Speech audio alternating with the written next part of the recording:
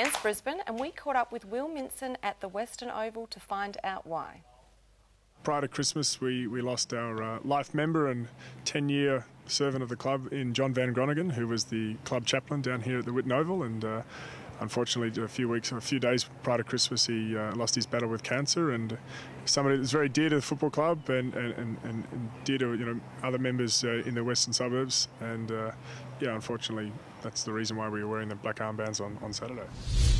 John founded an Indigenous role modelling program, maybe I think about 15 to 20 years ago now. It started as his role as the club as a chaplain to a basketball team, and he took basketballers out to remote Indigenous communities where he'd worked as a pilot in the bush in previous years, and he wanted to connect the Indigenous people with some role models and some sportsmen in particular. And at the time it was called ARM Tour, which stood for Athletes as Role Models Tour, and more recently it's called Red Dust Role Models, and it's a not-for-profit health promotion charity that seeks to enrich the lives and encourage the dreams of Indigenous youth. And the Port Adelaide Football Club will also honour John McCarthy at their first home game for the season. There will be video tributes from the teammates and a minute's silence before the game. And in exciting news for young Indigenous players, the Under-15s National Kickstart Championships begin in far north Queensland early next week.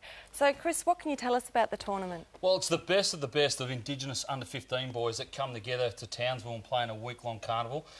There's been over 1,000 boys reached around the country in their state trials. Oh. Queensland, New South Wales, as a growing state, have got their participation up 50% as well, so they're really going forward in that, leaps and bounds. It's in its third year running, so that's really good as well. And some of the things that it hits home on is education, identity, social media, drugs and alcohol. Excellent. And the most important thing, it gives our boys a good talent pathway to come into our Flying Boomerangs, which is our international tour that travels overseas, and it's a great learning curve for the boys, and it's a good chance for the recruiters to come along. And you're talking about more Indigenous players playing in the system. Well, this is the grassroots of it, and this is where it all begins.